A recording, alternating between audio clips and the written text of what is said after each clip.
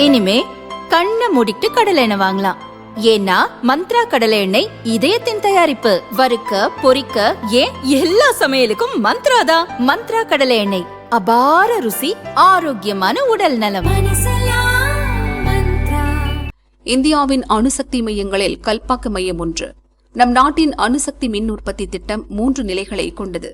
இந்தியாவின் அணுசக்தி திட்டத்தின் முதல் நிலை இயற்கை யுரேனியத்தை எரிபொருளாகவும் கன நீரை குளிர்விப்பானாகவும் பயன்படுத்தும் அழுத்தப்பட்ட கனநீர் உலைகளை உள்ளடக்கியதாகும். இந்த உலைகள் மூலம் மின்சாரம் தயாரிக்கப்படுகிறது. அதில் பயன்படுத்தும் யுரேனியம் எரிபொருள் மிகவும் குறைந்த அளவே பயன்பட்டு பெரும்பாலும் கழிவாக மாறுகிறது. அத்தகைய யுரேனிய கழிவு மற்றும் புளூட்டோனியம் ஆகியவற்றின் கலப்பு ஆக்சைடு எரிபொருளை பயன்படுத்தும் 2ஆம் நிலை வகையை கல்பாக்கத்தில் இயங்கும் இந்திரா காந்தி அணு ஆராய்ச்சி மையம் கண்டறிந்தது. கலப்பு ஆக்சைடு எரிபொருள் தொழில்நுட்பத்தில் மின் உற்பத்தி செய்வதற்காக மத்திய அரசின் பாவினி எனப்படும் பாரதிய நபிக்யா வித்யுத் நிகம் நிறுவனம் கல்பாக்கத்தில் 500 மெகாவாட் திறனில் PFBR, அதாவது புரோட்டோடைப் ஃபாஸ்ட் பிரீடர் ரியாக்டர் எனப்படும் விரைவு ஈநுலை மின் நிலையத்தை அமைத்து வருகிறது. அனைத்து பணிகளும் முழுமையடைந்த நிலையில் கடந்த 2024 மார்ச் 4ஆம் தேதி எரிபொருள் நிரப்பும் பணியை பிரதமர் மோடி தொடங்கி வைத்தார். பணிகள் தொடர்ந்தன. பரிசோதனை தற்போது இறுதிக்கட்டத்தை அடைந்த நிலையில் அணுசக்தி ஒழுங்குமுறை ஆணையம் அதன் தொழில்நுட்ப அமைப்புகளையும் பாதுகாப்பு அம்சங்களையும் முழுமையாக பரிசோதித்து அதை இயக்க சமீபத்தில் அனுமதி அளித்தது. இதுவே நம் நாட்டின் முதல் விரைவு ஈநுலை மின் திட்டம். இந்த மின் திட்டத்தில் இந்தியாவில் அதிகம் கிடைக்கும் தோரியம் பயன்படுத்தப்பட உள்ளது. விரைவு ஈநுலை மின் நிலையத்தில் நேற்று முன்தினம் இரவு 8:25 மணிக்கு முதலாவது அணுப்பிளவு செயல்பாட்டு நிலையை எட்டியது.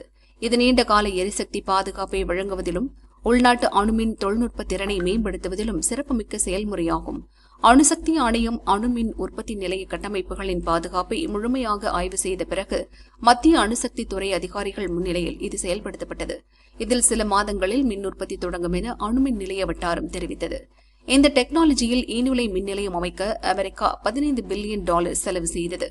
ஜப்பான் $12 பில்லியன், ஐரோப்பா $50 பில்லியன் செலவு செய்தன. ஆனால் அந்த உலையை அவர்களால் சரியாக அமைக்க முடியவில்லை. ஆனால் தற்போது இந்தியாவால் கணிசமாக செய்ய முடிந்துள்ளது. இந்த திட்டமானது செயல்பாட்டுக்கு வந்தவுடன் ரஷ்யாவுக்கு பிறகு ஃபாஸ்ட் பிரீடர் ரியாக்டரை இயக்கும் 2வது நாடாக இந்தியா திகழும்.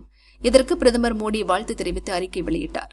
இந்தியா உலகில் மிகப்பெரிய தோரியம் வளம் கொண்ட நாடுகளில் ஒன்றாக இருப்பதால் இந்த திட்டம் நாட்டின் நீண்டகால எரிசக்தி பாதுகாப்புக்கு முக்கியமானதாக கருதப்படுகிறது. இந்தியா தனது அணுசக்தி திட்டத்தின் 2ஆம் கட்டத்தை முன்னெடுத்துச் செல்வதில் முக்கியமான அடியை எடுத்து வைத்துள்ளது.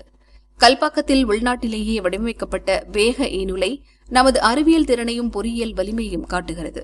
இது இந்தியாவுக்கு பெருமைக்குரிய தருணம். இதற்காக இரவு பகலாக பாடுபட்ட விஞ்ஞானிகள் மற்றும் பொறியாளர்களுக்கு வாழ்த்துக்கள் என்று மோடி தெரிவித்துள்ளார்.